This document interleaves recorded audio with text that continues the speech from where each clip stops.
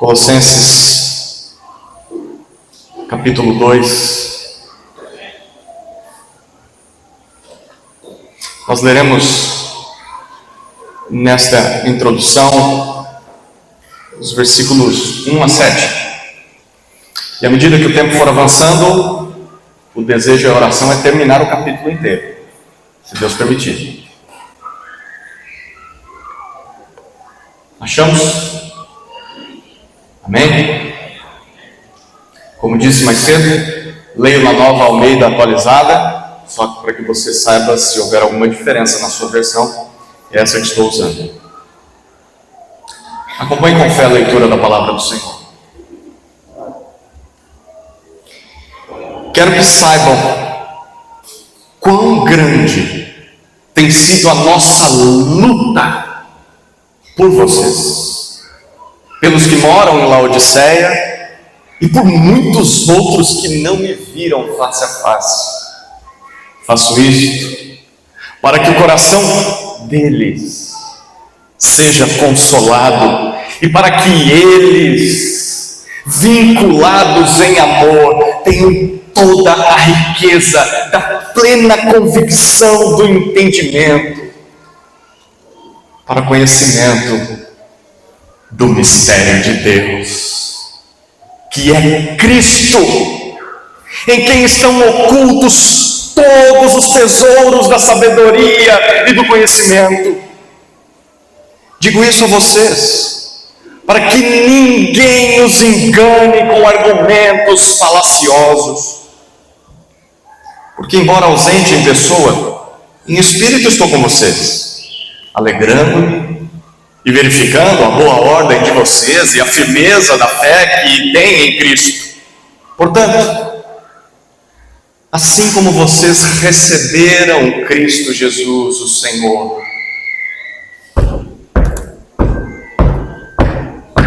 continuem a viver nele, estando enraizados e edificados nele, e confirmados na fé, como foi ensinado a vocês, crescendo em ação de graças. Amém? Oremos mais uma vez, queridos. Pai Santo, estamos diante de Tua Santa Palavra, carentes de condução, e crentes de que apenas o Teu Santo Espírito pode providenciar isso. Nos faça compreender as palavras que lemos, nos faça crer nelas, e que pelo poder do Teu Santo Espírito o Senhor nos transforme a partir desse texto, para que sejamos mais parecidos com o Teu Filho Jesus. É a nossa oração no nome dele. Amém. Posso te contar um segredo? Você gosta de ouvir essa pergunta, né? Por que será que a gente gosta de ouvir algo assim? Eu tenho uma fofoca para contar. A gente para tudo que está fazendo para ouvir, não é? E se a pessoa não contar, a gente vai ficar bravo. Por que será que a gente tem essa fascinação pelo segredo, pelo oculto, por aquilo que poucos sabem, por conhecimentos superiores?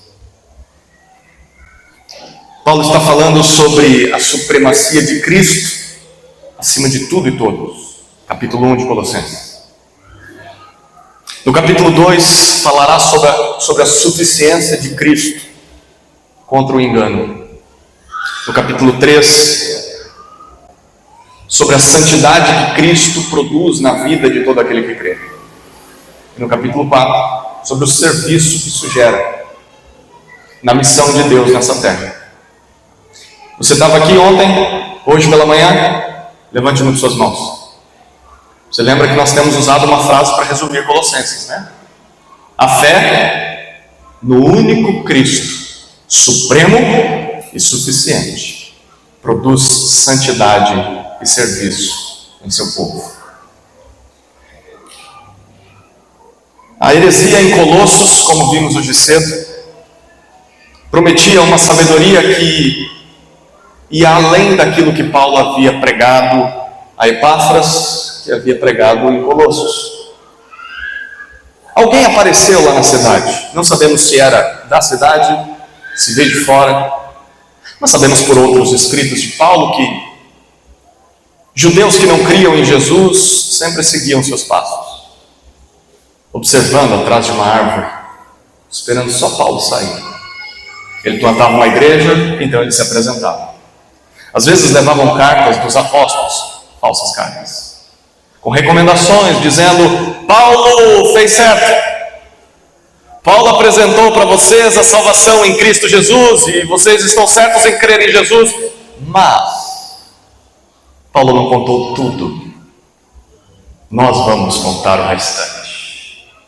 Esqueçam Paulo, está preso, porque Deus está castigando esse homem, porque ele não contou todas as coisas. Nós vamos contar.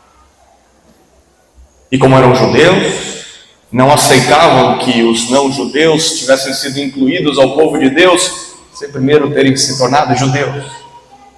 Então eles ensinavam as pessoas a se tornarem judias, senão não poderiam ser salvas. Em Colossos provavelmente isso aconteceu.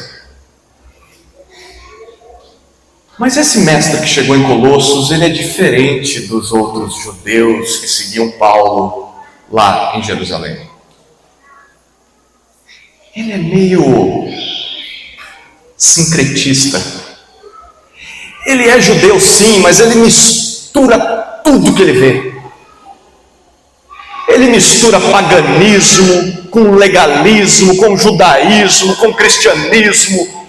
Faz uma salada de frutas com tudo isso e faz as pessoas engolirem goela abaixo. Se não obedecerem, se não crerem, são expulsos da igreja. Qualquer semelhança é mera repetição da história. O povo estava começando a dar ouvidos a essa mentira. Crentes estavam sendo seduzidos a voltar à escravidão, à vida de pecado, à vida nas trevas. Não foi exatamente isso que aconteceu com o povo de Israel? Depois que foi liberto da escravidão, das mãos de Faraó, o povo atravessou o Mar Vermelho, viu o mar engolindo todos os seus inimigos. O que eles fizeram em seguida? Nós vimos hoje cedo que eles cantaram. Moisés cantou, Miriam cantou, celebrando a salvação de Deus, exaltando a Deus acima de todos os deuses que são falsos. E então em seguida, logo em seguida, em Êxodo capítulos 15 e 16, nós vemos que depois do louvor veio murmúrio. É impressionante. Onde iremos beber água nesse deserto miserável? Não tem pão para nós nesse deserto. Ah, que saudade do Egito, das cebolas e dos pepinos do Egito. Lá tínhamos comida. Ah, que saudade da carne. Lá a gente sofria, era escravo, apanhava, mas tinha carne. Aqui nesse deserto não tem nada disso. A ponto de Deus avaliar o que o povo estava fazendo e dizer: Moisés, eles voltaram para o Egito no seu coração. Eu libertei eles, trouxe eles para um reino de luz e amor, mas eles preferem as trevas. Como é possível alguém sair das mãos de um tirano, um carrasco da escravidão, ser transportado para um reino de luz e querer voltar para a vida passada? Como isso é possível? As circunstâncias foram chegando, os temores, as lembranças de prazeres de outrora começaram a enganar esse povo. E o mesmo acontece conosco, não é? Como impedir que isso aconteça? Como não sermos enganados por novidades teológicas? Por doutrinas que parecem bonitas, parecem que oferecem liberdade, mas na verdade estão nos escravizando e nos trazendo de volta para aquela vida de pecado, de incertezas. Se Deus nos ama, se Deus nos perdoou, se vamos para o céu a morrermos, já não sabemos mais porque estamos presos. Como evitar que isso aconteça?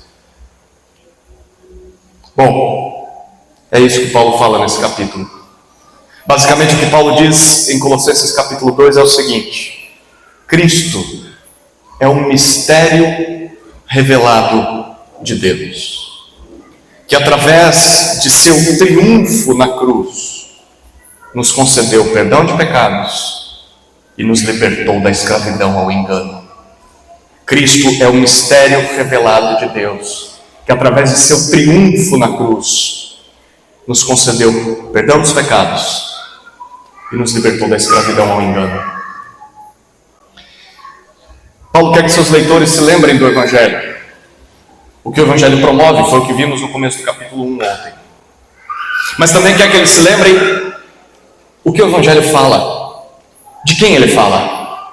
Fala do Cristo exaltado, sobre a criação e sobre a redenção. O Cristo que começa tudo de novo, que restaura a humanidade caída em pecado.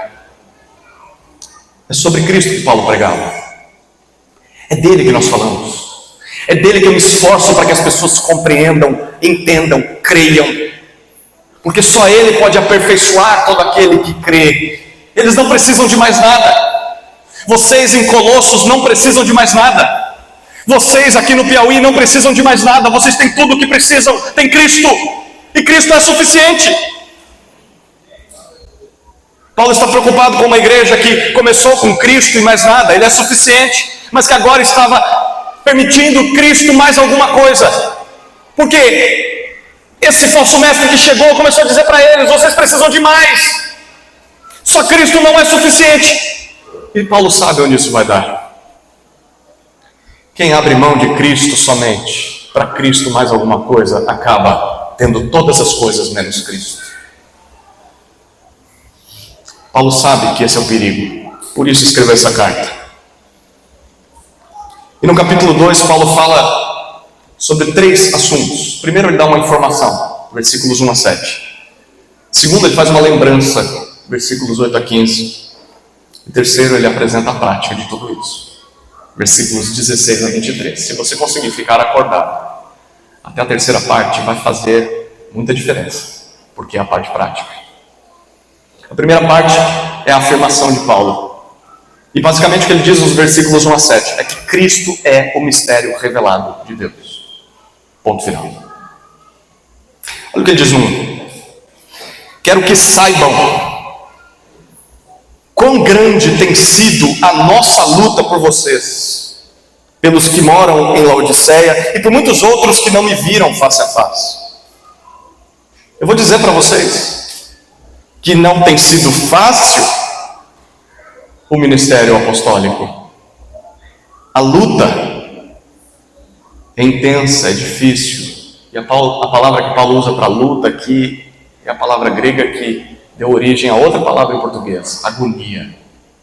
Quero que vocês saibam qual é o tamanho da minha agonia por vocês. O quanto eu agonizo, é isso que Paulo está dizendo, por vocês. Nós precisamos lembrar de que o ministério do Evangelho é uma agonia, é uma luta. Por vezes a vida nesse mundo nos faz esquecer disso. Que enquanto estamos lá no trabalho, na escola, nos nossos afazeres domésticos, tem alguém de joelhos orando por nós. Tem alguém de joelhos pensando que alimento nos dará no próximo domingo. Nós precisamos saber da agonia que pastores e obreiros sofrem por nós, porque senão paramos de valorizar as coisas que realmente importam. Eu quero que vocês saibam disso. Quais eram os objetivos dessa luta? Paulo diz no versículo 2: Faço isso para que o coração deles, Paulo está falando de todos os que ele não conhece. Os de Colosso ele não conhecia, os de Laodiceia ele não conhecia, e tantos outros. Ele diz: eu faço isso para que eles, que eu não conheço, o coração deles seja consolado, e para que eles, vinculados em amor, tenham toda a riqueza da plena convicção do entendimento, para conhecimento do mistério de Deus, que é Cristo. O primeiro objetivo da luta de Paulo era que o coração deles fosse consolado, ele diz. Saber das lutas de Paulo traria para aquele povo que não conhecia consolo. É bom saber do esforço que outros operam pela nossa fé. Isso encoraja a gente, né? Significa que tem alguém que se preocupa conosco. Mas em segundo lugar, Paulo diz: eu luto por vocês e por outros que eu não conheço, para que tenham plena convicção do entendimento. A palavra que Paulo usa aqui é muito importante naquele contexto. É uma palavra que traz a ideia de ter uma certeza completa da compreensão das coisas. A heresia de Colossos dizia que eles tinham um conhecimento superior, uma sabedoria que os comuns, os normais não conseguem atingir. Só eles chegaram lá, só eles tiveram as revelações que tiveram, os sonhos, as visões, e você era obrigado a aceitar isso, porque como você vai dizer que não foi? O cara é pastor, e ele diz que viu, ele diz que ouviu uma voz, ele diz que teve um sonho, ele está falando em nome de Deus. Como é que eu sei se isso é verdade ou não? Paulo diz: deixa eu dizer para vocês, pelo que eu estou lutando. E olha que não é qualquer um falando. Paulo viu maravilhas que a nossa língua não consegue dizer, explicar no céu. E ainda assim ele diz: eu prefiro falar 2, 3 palavras que vocês entendam, do que falar um monte de coisa que ninguém vai entender. Paulo não veio com essa arrogância que o falso mestre em Colossos estava. E Paulo diz: o meu trabalho não é para que vocês fiquem buscando um conhecimento secreto que ninguém sabe. Não! Eu luto para que vocês tenham plena convicção do entendimento daquilo que vocês já têm. Vocês têm tudo que vocês precisam em Cristo. Como podemos desfrutar disso? Ele diz no final do versículo 2: vinculados em amor.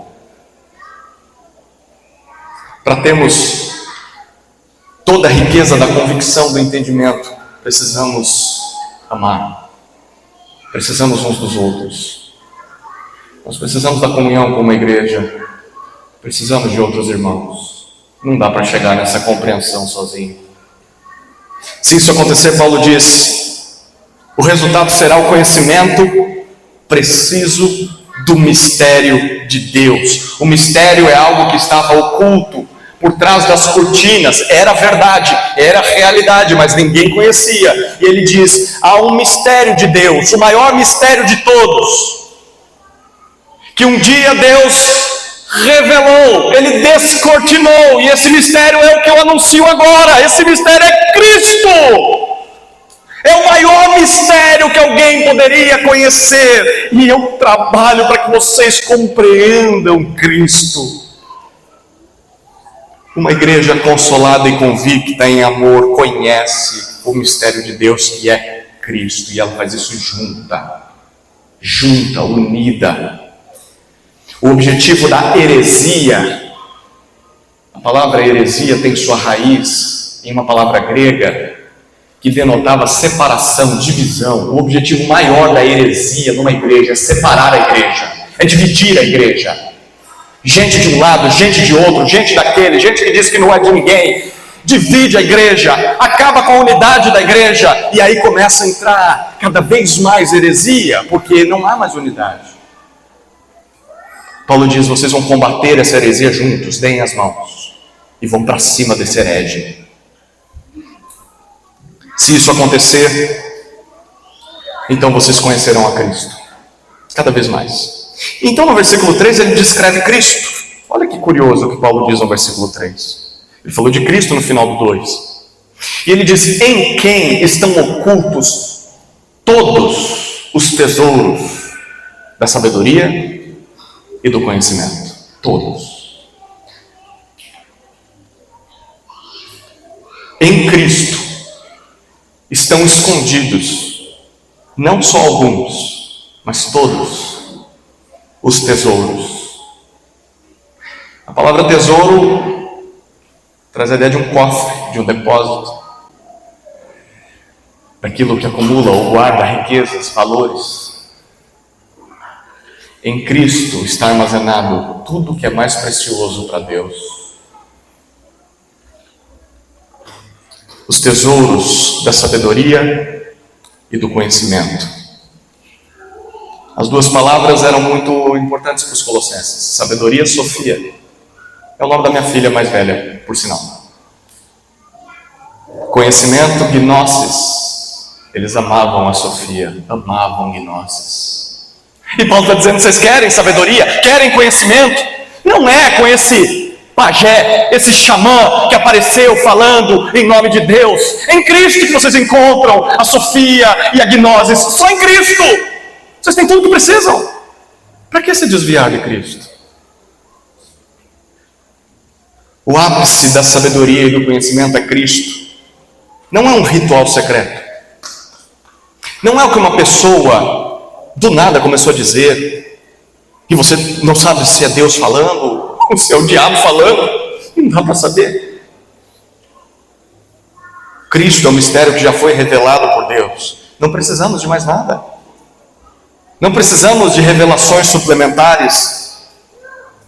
E não acredite em quem diz o contrário. Porque se essa pessoa diz o contrário para você, ela está negando o que Paulo está dizendo nesse texto. Entre essa pessoa, por mais importante que ela seja, por mais eloquente que ela seja, e Paulo, fique com o apóstolo Paulo, fique com as Escrituras, e somente as Escrituras. No versículo 4, Paulo diz o propósito de toda essa informação. Ele diz para que ninguém os engane. Havia alguém lá tentando enganá-los, mas eu oro e trabalho para que vocês não sejam enganados com argumentos falaciosos. Você acha que o falso mestre vai chegar na igreja dizendo: ah, falso mestre, enviado do diabo para acabar com a igreja? É isso que ele vai fazer? Não. Ele vai chegar com palavras doces, bonitas. Ele vai parecer muito melhor do que o pastor. Ele vai falar muito melhor do que muitos por aí. Ele tem argumentos, mas são falaciosos. Ele tem um discurso convincente. Ele é persuasivo. Argumentos bem elaborados, é uma lábia oratória. Ele é sedutor, como a serpente no jardim, mas ele é teologicamente oco. Não tem nada por dentro, é só falácia. Qualquer um que diga menos do que já foi dito na Escritura, qualquer um que diga mais do que já foi dito na Escritura, qualquer um que diga algo que é contrário à Escritura, é um enganador. Rejeite quem fala bonito, mas não fala o que a Escritura diz. No versículo 5, Paulo apresenta o motivo da sua agonia, da sua luta. Ele diz: eu estou ausente em pessoa, mas em espírito eu estou com vocês. É uma maneira de linguagem de falar: estou aqui preso, não posso sair. Mas vocês sabem o que eu penso, não sabem? Sabem porque Epáfras é um bom representante de Cristo entre vocês. Epáfras disse o que Cristo pensa. Então é como se eu estivesse aí. Meu nome não vai constar na ata da Assembleia, mas é como se eu estivesse.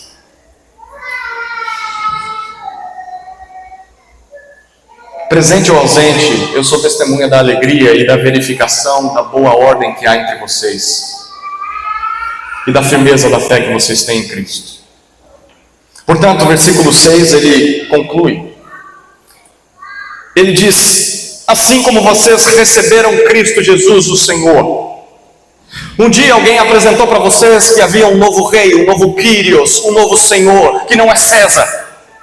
É Jesus Cristo, assentado num trono de glória, vencedor, glorioso, suficiente, Vocês ouviram falar desse que reina eternamente sobre tudo e todos, e vocês o receberam.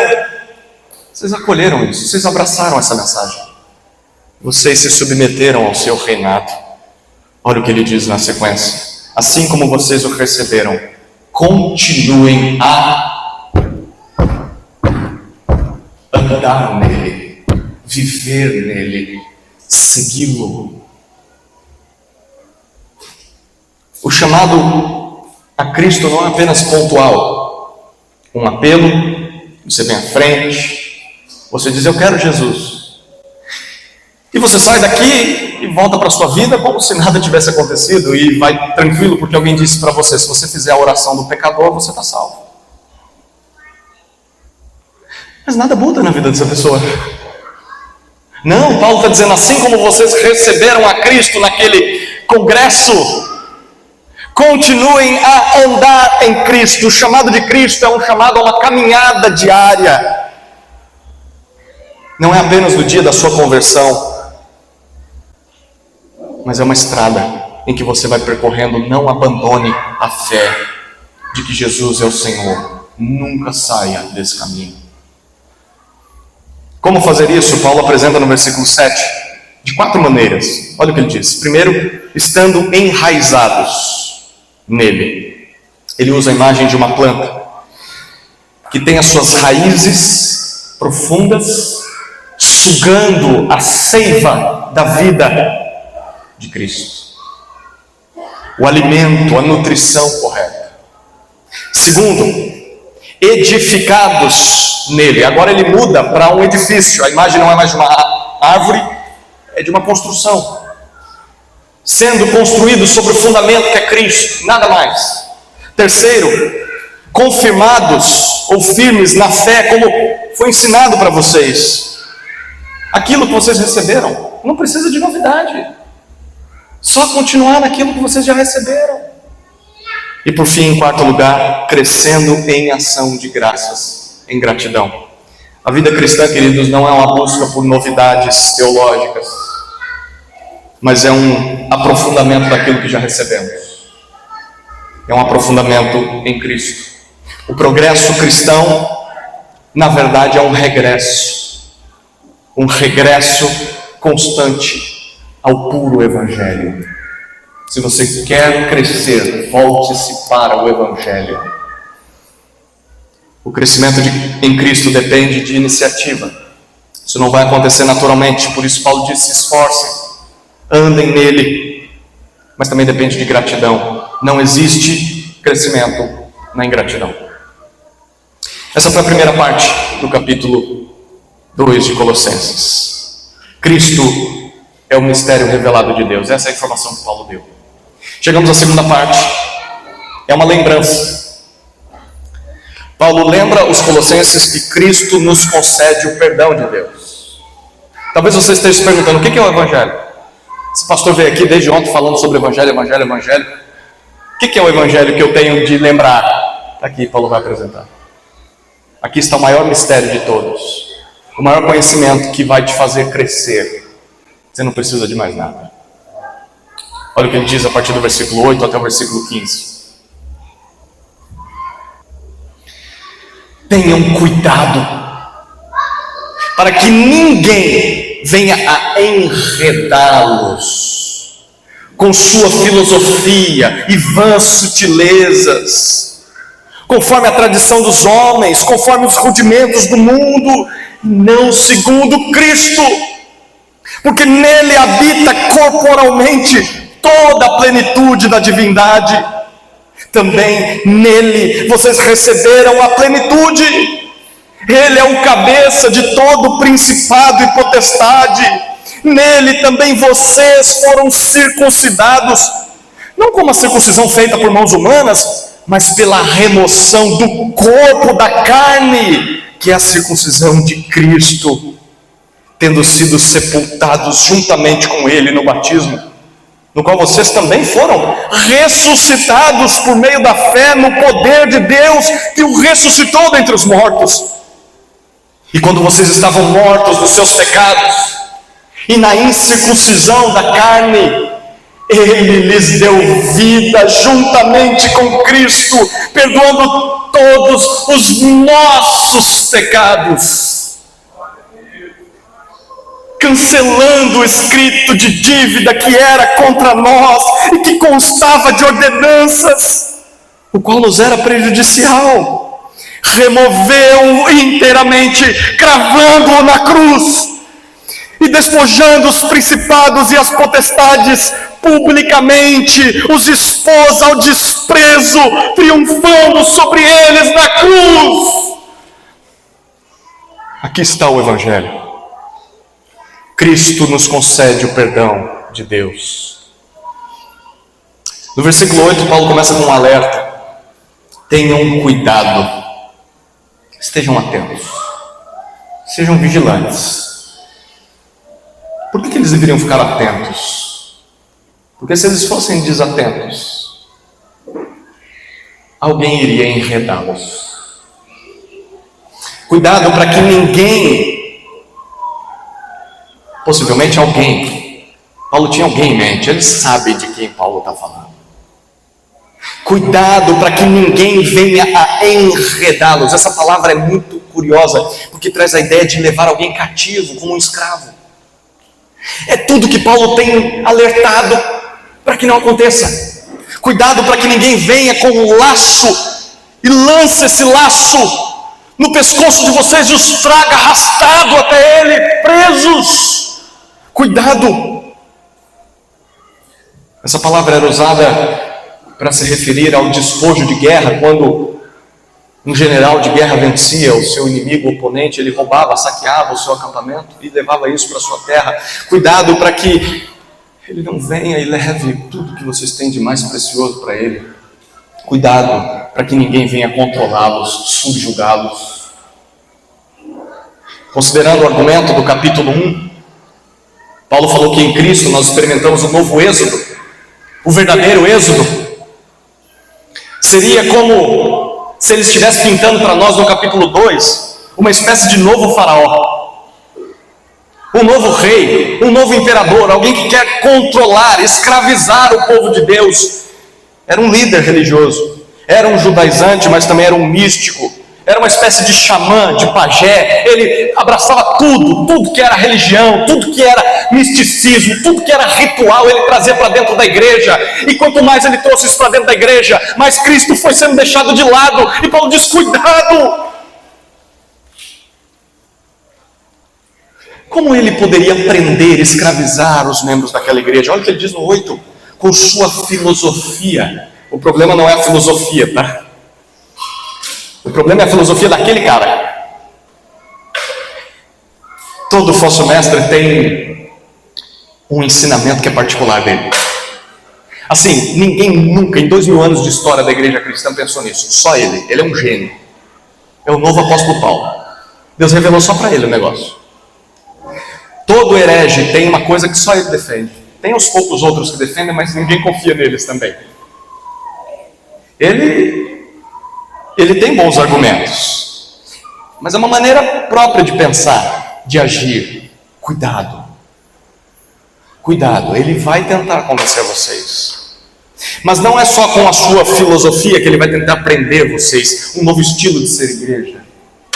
É com as vãs sutilezas também. Vãs sutilezas traz a ideia de detalhes, minúcias, ensinamentos detalhados. Sabe aquele tipo de reunião que você vai, o homem fala bonito, ele assim, olha, você fica impressionado. Gente, foi o melhor discurso que eu já ouvi na minha vida. O que ele quis dizer? Eu não entendi, mas foi o melhor discurso que eu já ouvi na minha vida. Ele vai tentar enredá-los com suas vãs sutilezas. São ensinamentos vazios, são inúteis, eles não têm efeito nenhum, eles não têm propósito. Na verdade tem, enganar vocês. Vocês acham que estão sábios, estão sendo cativos dele, já não conseguem mais pensar por conta própria, já não conseguem mais ler a Bíblia, tudo que pensam. O que será que ele quer dizer? O que ele pensa sobre esse assunto? Eu preciso ouvir o meu pai na fé, eu preciso ouvi-lo, porque eu já não sou mais autônomo, eu já não consigo pensar mais, eu não entendo. Cuidado, Ainda no versículo 8, Paulo apresenta a base dessa filosofia, desse ensino. Ele diz, é conforme 3 elementos. Primeiro, a tradição dos homens. Ele traz ensinamentos e regras meramente humanos. Deus nunca mandou isso na palavra dele. O problema é que vocês estão se afastando de Cristo e nem conhecem mais a palavra dele. E aí vocês não sabem mais o que Deus quer. E ele vem falando. Use esse tipo de roupa, faça aquilo lá, pare de fazer isso, faça aquilo. Como que eu vou saber o que Deus quer de mim? Se ele está falando. Ele é pastor, ele é líder. Então deve ser Deus falando comigo, então eu vou ouvi-lo. Mas Deus nunca mandou essas coisas, Deus nunca revelou isso na Escritura. Mas ele fala que é de Deus. Segundo elemento com o qual ele cativava, estava presente no seu ensino, os rudimentos do mundo. Essa palavra é importante para o contexto dos Colossenses. Era a palavra grega stoikeion. Você achou que eu não ia falar em línguas hoje, né? Stoikeion. Por que essa palavra é importante? Porque para um grego, um greco-romano, alguém que vivia principalmente na época na região de Colossos, os stoikeion eram os elementos naturais do universo. Sol, a lua, as estrelas. Mas não só isso, eram os astros, os espíritos, os anjos, todos os poderes sobrenaturais. Os pagãos adoravam todos esses seres. Eles tinham imagens, estatuetas, sacrifícios, cultos aos stoikeion, os rudimentos do mundo. E todas as vezes em que eles faziam algum tipo de sacrifício, qualquer semelhança, é mera repetição da história para a nossa época, tá? Todas as vezes que eles faziam lá um sacrifício, eles matavam uma galinha preta, sei lá o que eles matavam. Eles colocavam um pouquinho de vinho, e eles colocavam assim numa tigela, numa esquina. E depois eles iam para casa e rezavam. Eles estavam adorando os stoikeion, os poderes sobrenaturais, mas não era uma adoração por amor, era uma adoração de medo. Medo. Se eu não fizer isso, ele quebra as minhas pernas. Se eu não fizer isso, ele leva o meu filho. Se eu não fizer isso, a minha empresa vai fechar. Por isso eles tinham tanto medo e tinham tantos deuses. Porque vai saber, se eu esqueci de fazer um sacrifício para algum deus, tudo que acontece na vida é porque eu desagradei um deles e eu estou com medo. Talvez eu acabei de descrever o teu passado. Pois é, era o passado dos Colossenses. Mas não é só por medo que as pessoas faziam isso. Porque é maluco, por que alguém faz um negócio desse? Não é só por adoração ou medo, mas tem interesse também. Está tudo misturado. O interesse de manipular os poderes sobrenaturais a seu bel prazer. Eu quero isso, eu quero aquilo, e para conquistar eu sacrifico. Eu te adoro, eu te venero, ó stoikeion. Paulo está dizendo, esse falso mestre em Colossos, vocês sabem, veio com um monte de regra humana e está voltando para os stoikeion. Ele está falando coisas que vocês viram no paganismo, está trazendo para dentro da igreja. Antes de Cristo vocês participavam desses rituais, vocês faziam essas simpatias, mas agora em Cristo não precisam mais. Vocês conheceram o único e verdadeiro Deus na face de seu Filho, Jesus Cristo. Vocês já têm perdão e paz com Deus. Não precisam mais temer. Esse Deus não se manipula. Esse Deus não se compra. Você se prostra diante dele e obedece a sua vontade. É isso que vocês deveriam fazer. Mas estão voltando para os stoikeion. Ele está dizendo que dá para controlar Deus. Não dá para controlar Deus. Isso é coisa de demônio. Terceiro, o ensinamento dele Paulo termina no versículo 8. Era não segundo Cristo. Tanto a tradição humana quanto os rudimentos do mundo nada tem a ver com Jesus, nada tem a ver com o Evangelho. Por isso, cuidado com novos ensinamentos pessoais particulares que alguém teve em seu quarto e vem trazer para você. Só a pessoa viu, só a pessoa ouviu, ninguém consegue confirmar aquilo, mas isso não produz nada de bom, ele só fica rodeando, não produz crescimento na igreja, só produz divisão, briga. Cuidado com isso. Uma igreja não deveria aceitar nada menos do que Cristo. Queira Cristo como fonte, base da pregação. Fuja das tradições humanas, fuja do legalismo, fuja dos rudimentos, fuja da idolatria. Volte-se para Cristo. Como pastores, o nosso trabalho é primordial. Nós devemos pregar o bom e velho Evangelho de Cristo.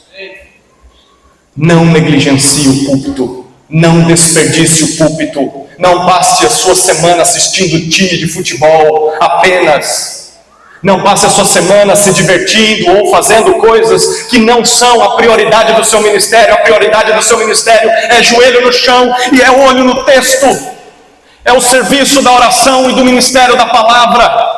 Não abra mão do Evangelho no púlpito, nada mais, nada além, nada aquém do Evangelho é o que o seu povo precisa. Não fique buscando novas ideias. O que eu vou ensinar para o povo domingo? Eu não tenho criatividade. Deus não te chamou para ser criativo, não. Deus te chamou para ser fiel. Olha esse livro aqui, tem tanta riqueza que se você tentar passar a vida inteira pregando esse livro, você não vai conseguir. Volte-se para a Escritura. Você não foi chamado a ficar procurando o espírito da época, o que as pessoas estão querendo, o que estão dizendo que atrai pessoas. O seu trabalho não é ficar procurando os movimentos. Vai para a Escritura, é a Escritura que o seu povo precisa, é dela que ele precisa. Paulo fala sobre Cristo nos versículos 9 e 10. Ele fala quem é este Cristo. Mais uma vez, Paulo não se contém, precisa falar mais sobre Cristo. De novo, nós precisamos ouvir mais sobre Cristo. Ele dá 3 informações sobre Cristo. A primeira está no versículo 9. Cristo é a habitação da divindade. Aperte os seus cintos aí, porque agora Paulo vai entrar na alta teologia sobre Cristo novamente. Nele habita corporalmente toda a plenitude da divindade. Em Cristo reside corporalmente tudo o que Deus é. Tudo o que Deus é nos é apresentado em Jesus.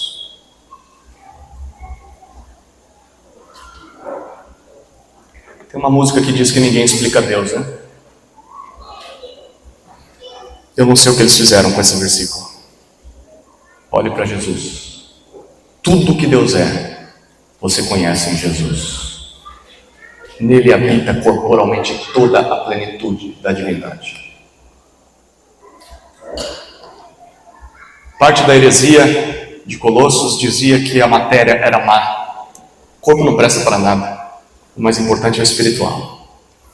Tanto faz o que você faz com o seu corpo durante a semana, desde que você esteja pronto para adorar a Deus no domingo. Levante mãos, os pelos do braço arrepiam, aí você é espiritual. Mas está em fornicação, adultério, mentira, bebedeira, fofoca durante a semana. Tanto faz o que você faz com o seu corpo. Paulo diz, não, o corpo é importante. E Cristo tem um corpo.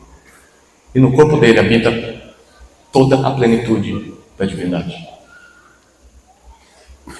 Em nenhum outro lugar você encontra Deus. Em nenhum outro lugar, ou pessoa, ou ser espiritual.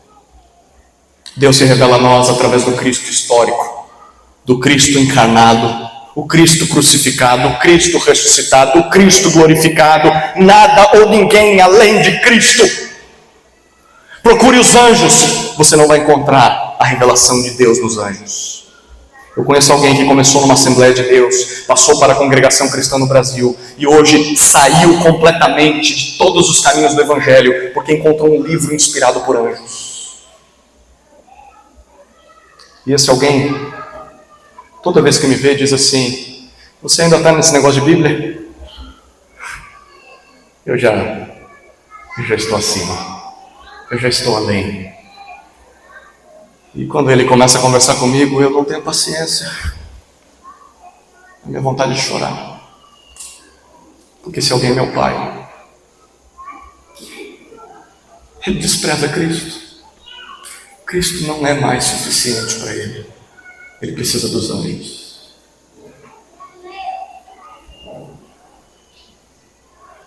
Não acredite. Não busque em anjos, em sonhos, em revelações, em profetadas. Você não precisa disso. Você tem Cristo. Confie em Cristo. Ele é suficiente.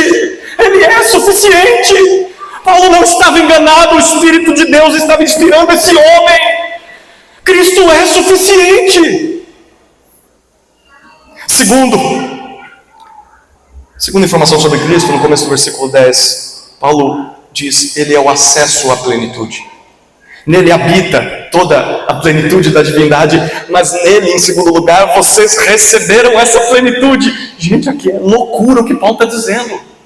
Olha que profundidade das palavras de Paulo. Quando vocês creram em Jesus, vocês já têm livre acesso a Deus, completo acesso a Deus. Se nós temos Cristo, nós já temos o extraordinário em nós já temos a plenitude de Deus, nós não precisamos de nada mais além do que Cristo. A vida só vai ter sentido quando nos aproximarmos de Cristo. Nele temos satisfação, alegria, não nas coisas que esse novo faraó está ensinando. Ouvir esse novo faraó é dizer que Cristo não é suficiente. Pelo menos seja coerente. Pelo menos tenha a coragem de dizer: preciso de Cristo e mais alguma coisa, porque para mim ele não tem sido suficiente. Assuma a tua heresia. Terceira informação sobre Cristo, ainda no versículo 10, ele é o cabeça de toda a autoridade. Cabeça significa o líder, aquele que é principal. De todo o principado ou potestade, de todos os reguladores, as autoridades espirituais. Paulo está falando dos anjos, está falando dos demônios, está falando até das pessoas que exercem alguma autoridade nessa terra. Se há alguém a quem nós devemos temer, reverenciar, ouvir irrestritamente, não são os anjos, não são os demônios, não são as autoridades seculares, não é César, é a Cristo. Ele é o cabeça sobre tudo e todos, no céu, na terra, debaixo da terra, mas ninguém está acima dele. No versículo 11, Paulo lembra do que nós recebemos quando cremos em Cristo. Ele diz: fomos circuncidados. A circuncisão era o selo, a marca de que a pessoa fazia parte do povo de Deus no Antigo Testamento. Mas Paulo diz: nós fomos incluídos no povo de Deus, mas não por mãos humanas. Na antiga aliança era assim que era feito, mas pela remoção do corpo da carne, que é a circuncisão de Cristo. A imagem que Paulo está dizendo é a seguinte aqui: é como se ele estivesse pintando para nós. Nós somos cortados, arrancados das garras do pecado. E ele foi chutado para longe. Deus nos libertou da escravidão desse Senhor. Não somos mais seus vassalos. A carne já não mais nos domina. Quando isso aconteceu? Versículo 12. Quando você foi sepultado com Jesus. Aí você diz: eu nunca fui sepultado. Dá um medo de ser sepultado vivo, né? E acordar. Eu nunca fui sepultado. Foi. Quando você creu em Cristo. O batismo é um símbolo disso, diz Paulo. É um símbolo de que você morreu para a carne. Você foi sepultado com Cristo, mas também foi ressuscitado pela fé no poder de Deus que ressuscitou Jesus. Em outras palavras, pela fé em Cristo nós fomos sepultados e ressuscitados junto com Ele. Nós temos uma nova vida, uma vida separada, livre do pecado, não somos mais escravos. E Paulo explica isso no versículo 13. Quando vocês, gentios, estavam mortos em seus pecados, vocês eram escravos, não de um faraó físico, mas internamente, vocês estavam escravos dentro do seu próprio corpo. Não existe prisão pior do que aquela que acontece aqui dentro. Vocês eram escravos de si mesmos. E eram mortos na inclinação da carne.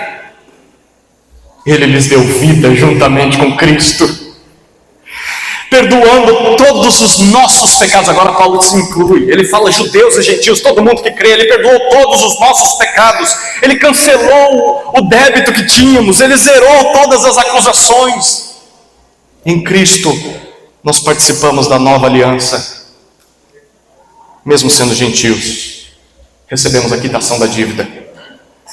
Repare, a vida flui a partir do perdão de Deus. Onde o perdão de Deus não aconteceu, serão necessários sacrifícios. Quando você não tem certeza se o cara lá de cima te aceita, aí você faz tudo o que você pode. Então você ora para ele, você vai na igreja evangélica, mas você também faz uma fezinha, faz um sacrifício, faz um ritual, porque você não tem certeza da salvação, você não tem certeza do perdão.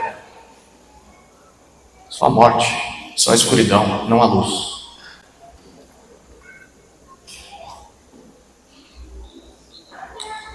Esqueça do perdão de Deus e você irá morrer. Vai definhar, separado de Cristo. Lembre-se e você viverá.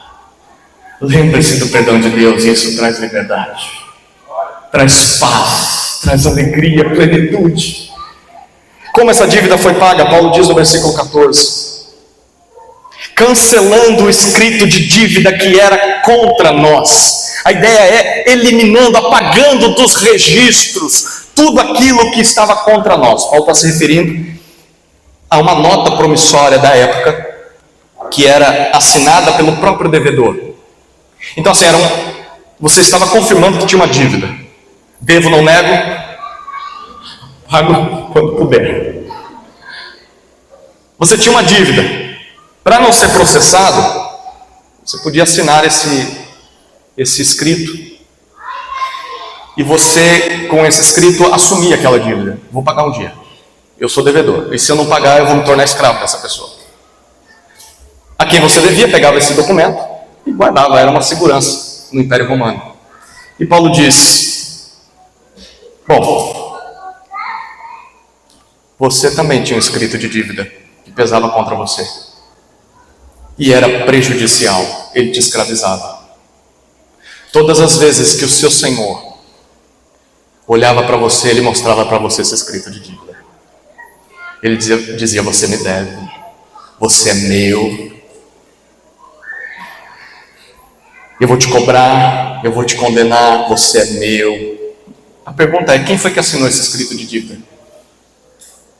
Quem foi que nos entregou ao pecado e à escravidão do pecado? Fomos nós mesmos. Lá no jardim, quando o nosso primeiro pai decidiu virar as costas para Deus, ele disse: pode deixar que eu assumo a responsabilidade pelos meus atos. Eu vou virar as costas para Deus, eu vou desobedecer a Deus. Só que mal ele sabia que ao fazer isso estava representando toda a humanidade. Todos nós estamos em Adão, quando ele assina o escrito de dívida e se torna escravo do seu próprio pecado. E nós já nascemos escravos, e não só nascemos escravos do pecado, mas amamos esse pecado desgraçado. Amamos esse pecado desde pequenos, egoístas, avarentos, maldizentes. Nós já nascemos com essa dívida escrita por Adão, e nós vamos lá e fazemos a nossa assinatura embaixo. Eu concordo com ele. Isso é contra nós. Como Deus cancelou essa dívida. Olhe com muita atenção para o final do versículo 14. Em Cristo Deus o removeu inteiramente. É como se Deus tivesse pegado ele, picado em pequenos pedaços e colocado fogo. Ele destruiu completamente, cravando-o na cruz. Acima do crucificado ficava uma tabuinha com a indicação do crime que ele cometeu.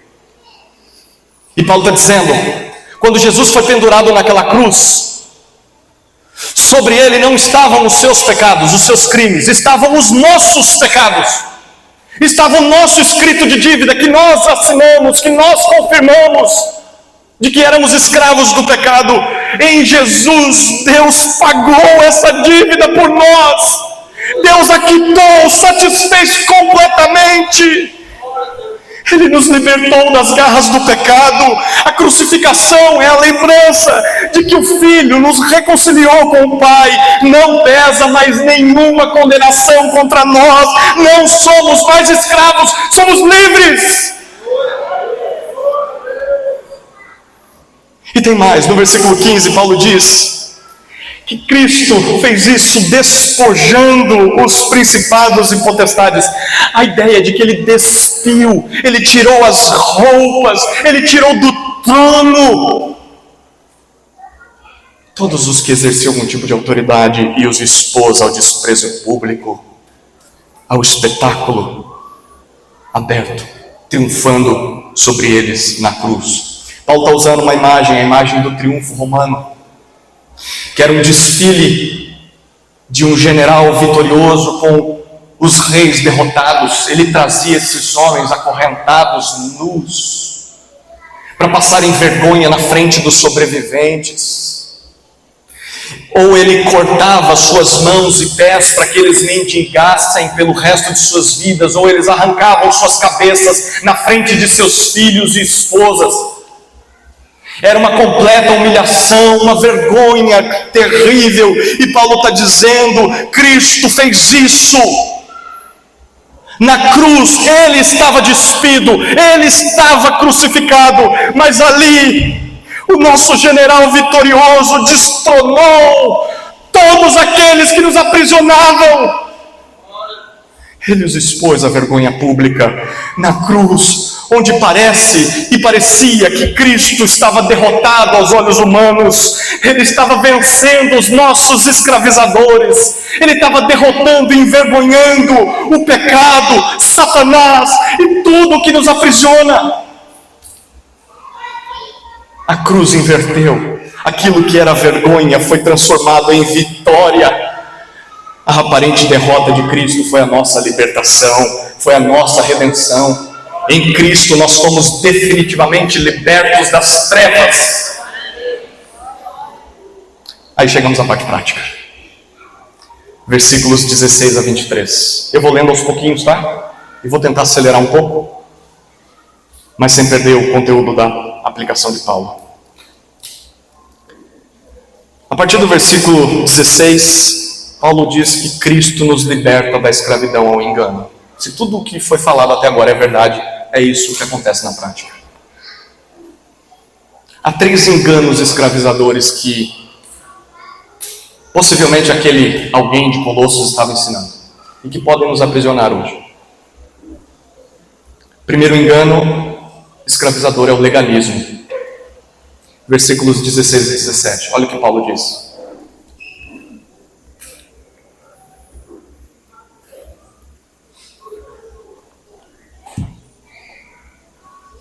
Portanto, que ninguém julgue vocês por causa de comida e bebida, ou dia de festa, ou lua nova, ou sábados, porque tudo isso tem sido sombra das coisas que haviam de vir. Porém, o corpo é de Cristo. No versículo 16, Paulo começa com portanto, ou seja, é a conclusão do que ele está falando. Que aquela pessoa, aquele novo faraó, ele não julgue vocês, que ele não volte a regular a vida de vocês, a avaliar vocês, condenar vocês. Não permitam isso. Por questões de alimentos, comida, bebida, por questões de calendários religiosos, festas, lua nova, sábados. A linguagem que Paulo está usando aqui é puramente judaica. Eram restrições alimentares e datas festivas para o judeu, incluindo o sábado. Paulo está dizendo, esse novo faraó que está entre vocês, provavelmente é judeu, e ele quer judaizar vocês. Não permitam. Por quê? 2 motivos, versículo 17. Primeiro, tudo isso tem sido sombra das coisas que haviam de vir. Quem gosta de videogame aqui? Ah, você achou que não ia citar videogame, né? Sombra é a tradução da palavra grega esquia, que representava um esboço de uma pintura. Nós temos uma palavra semelhante para o videogame, skin.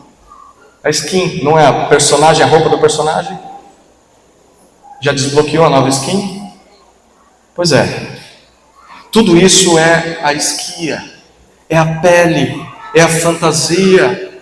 Não é o personagem, é apenas uma representação. É apenas a sombra daquilo que estava para acontecer e já aconteceu. Segundo motivo, não permitam que ele faça vocês se tornarem judeus e guardarem essas coisas. Porém, o corpo é de Cristo. Esse é o segundo motivo, o corpo é de Cristo. Era para Cristo que a esquinha apontava. Era para Cristo que essa esquia, essa sombra apontava. Chegou o dono da sombra. Pense que há um holofote por trás de Cristo. E você está diante dele, mas não consegue enxergá-lo. Você vê apenas uma sombra. Essa sombra eram todas as leis dos cerimoniais do Antigo Testamento. E Paulo diz: enquanto Cristo não foi descortinado ao povo, eles tinham que guardar aquelas coisas que era o máximo que eles podiam ter de Cristo, verem de Cristo. Agora Deus abriu as cortinas, Cristo foi revelado. Pare de olhar para a sombra, não faz sentido ficar olhando para a sombra. Ele apareceu, olha para ele. Tudo isso era sombra daquilo que viria. O corpo é Cristo. Não volte à prática das restrições alimentares, das celebrações judaicas. Focar em rituais assim é preferir a sombra do que a pessoa. Se Cristo chegou, a validade das leis cerimoniais como meio de santificação acabou. A menos que Cristo não seja suficiente. Aí sim você vai precisar dessas coisas. Segundo engano escravizador era o misticismo. Versículos 18 e 19. Olha o que Paulo diz.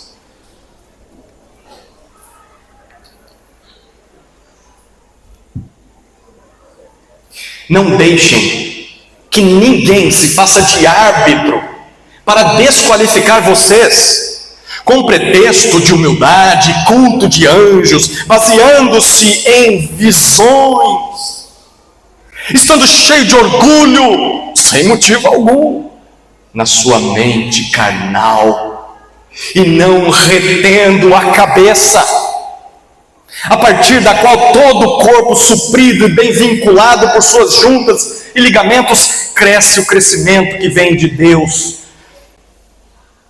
A segunda conclusão está no versículo 18. Não deixem que esse novo faraó se faça árbitro para desqualificar vocês, condenar vocês, decidir quem é melhor e quem é pior.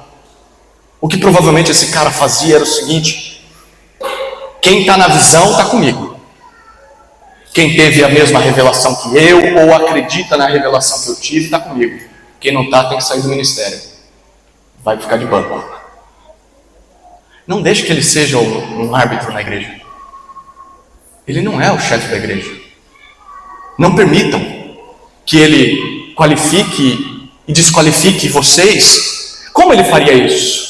Paulo diz, primeiro, com pretexto de humildade. Ele parecia humilde. Parece um servo de Deus, eu sou servo de Deus. Não toque no ungido do Senhor, eu sou servo de Deus. Eu estou fazendo o que é melhor para vocês. Paulo diz, ele vai dizer isso mesmo. Segundo, ele se baseia em culto de anjos. Adoração aos anjos. Ou coisas que eram ensinadas pelos anjos. Quem são os anjos perto de Cristo?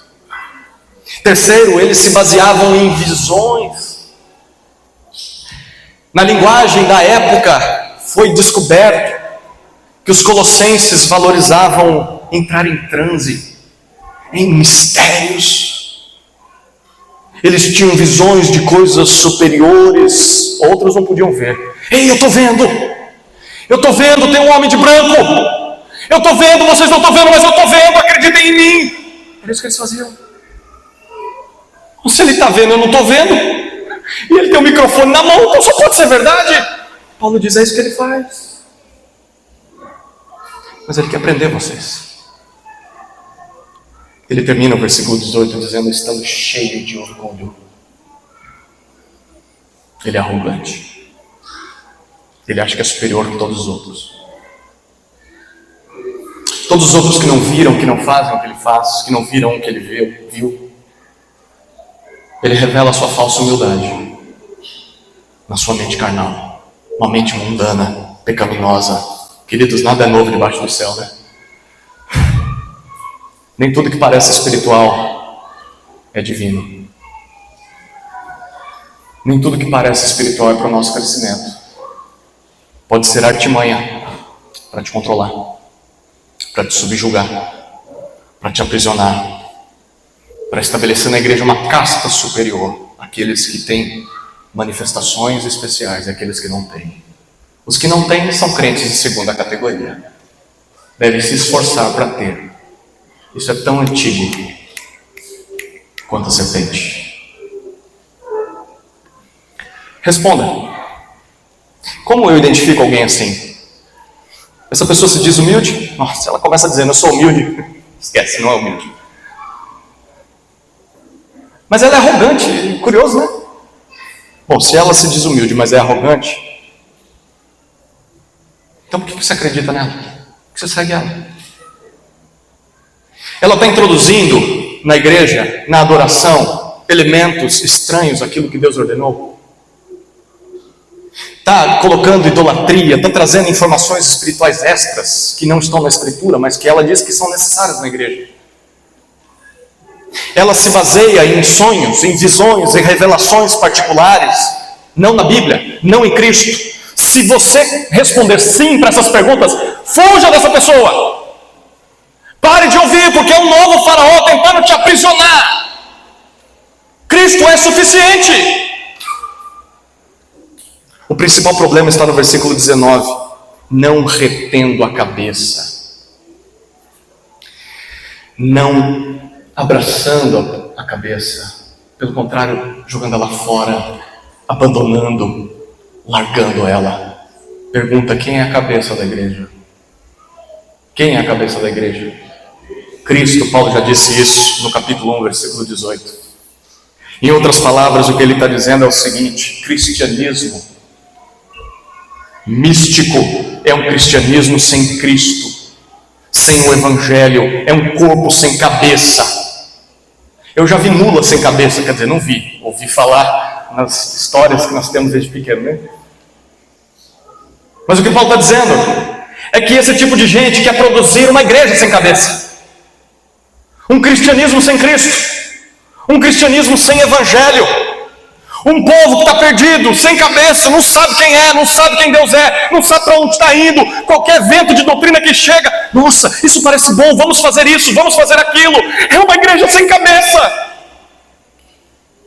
Por que isso é tão terrível? Paulo finaliza no versículo 19 dizendo: é somente a partir de Cristo que todo o corpo cresce, o crescimento de Deus. Não há crescimento na vida cristã separado de Cristo. Por quê? Ele finaliza: porque em Cristo esse corpo está suprido e bem vinculado por suas juntas e ligamentos. Ele tem tudo que ele precisa, ele tem Cristo, ele tem todos os que ele precisa. Todos os irmãos, uns aos outros. Todo o misticismo tira o foco da supremacia de Cristo. Ele desconecta o membro do corpo da sua cabeça. Afasta aquela pessoa da sã doutrina. Afasta da igreja para prendê-la com as suas próprias doutrinas. Só há crescimento verdadeiro e divino em Cristo. Por isso, se algo te afastou de Cristo, do Cristo somente, que foi em quem você se abraçou desde o começo, e hoje você está em Cristo mais alguma coisa, ou talvez já esteja em tudo menos Cristo, eu já nem encontro mais Cristo na minha vida, eu já nem encontro mais Cristo na minha igreja. Volte-se para Cristo. Bote o teu joelho no chão, abra a tua Bíblia e leia e diga: Cristo, eu quero Cristo. Eu não quero mais esses opressores. Eu não quero mais voltar para o misticismo. Isso é feito juntos como igreja, Paulo diz que todos os ligamentos e juntas vão trabalhando em harmonia. Não ouse se afastar de uma igreja bíblica. A igreja é um ambiente projetado por Deus para o nosso crescimento em Cristo. O terceiro engano escravizador é o ascetismo, e nós vamos encerrar com ele. Versículos 20 a 23.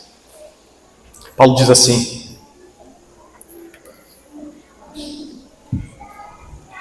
se vocês morreram com Cristo para os rudimentos do mundo, por que se sujeitam a regras como se ainda vivessem no mundo? Não toque nisto, não coma disso, não pegue naquilo. Todas estas coisas se destroem com o uso, são preceitos e doutrinas de homens. De fato, essas coisas têm aparência de sabedoria, ao promoverem um culto que as pessoas inventam, falsa humildade e tratamento austero do corpo, mas elas não têm valor algum na luta contra as inclinações da carne. No versículo 20, Paulo faz uma condicional, é uma lógica. Ele diz: se vocês morreram com Cristo, isso é uma verdade. Ele diz que isso aconteceu no versículo 12. O nosso batismo representa isso. Morremos para os rudimentos do mundo. Morremos para aqueles que nos controlavam, para os seres espirituais. Morremos para os rituais, para as simpatias, para tentar controlar os deuses. Não vivemos mais para essas coisas. A pergunta é: por que vocês se sujeitam a regras? Por que vocês se sujeitam aos códigos de conduta desses elementos, desses deuses falsos, como se vocês ainda vivessem lá? Por que você tem medo de deixar o chinelo virado com medo de sua mãe morrer? Você não confia em Cristo! Isso é misticismo! Você tem medo do quê? Você tem medo da morte? Cristo venceu a morte! Você tem a eternidade ao lado dele. Você está com medo do quê? Medo de demônios? Medo de falsos deuses? Por que você ainda tem medo dessas coisas? Porque obedece a essas regras.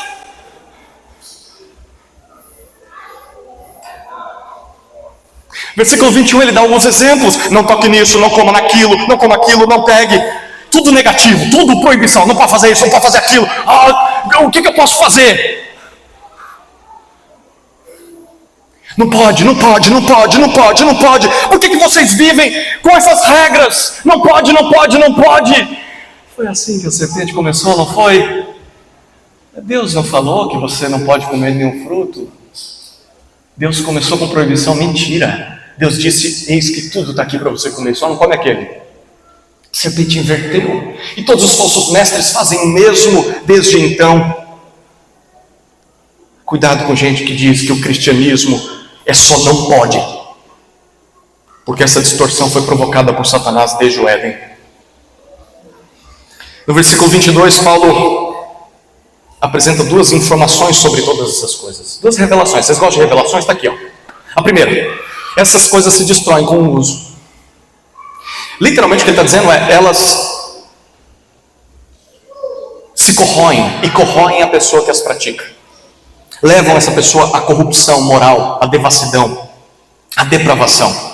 Cada vez mais que você consome essas coisas, mais perdido você fica. Quanto mais você busca isso, se afastando de Cristo, mais você destrói a sua vida e a sua alma. Segunda revelação sobre essas coisas: são preceitos e doutrinas dos homens. São mandamentos criados por pessoas. Deus nunca mandou isso. Queridos, em Cristo nós estamos livres dos poderes aprisionadores das trevas. Rituais, mandingas, manias, encantamentos, simpatias, tudo isso que foi criado e inventado pelas pessoas influenciadas por demônios, não precisam mais nos escravizar. Você não precisa mais fazer essas coisas. Cristo basta. Em Cristo temos perdão, em Cristo temos vida. Você está livre em Cristo. É claro, tem um reconhecimento que Paulo faz no versículo 23. Ele fala: de fato essas coisas têm aparência de sabedoria. Ele dá o braço a torcer por um momento. Ele diz: parecem que entregam o que prometem, mas só parece, tá? É só aparência. Porque eles promovem culto que as pessoas inventam, ou falsa devoção, uma pretensa religiosidade. Assim, tem sempre novidades intermináveis. a criatividade de Satanás não acaba.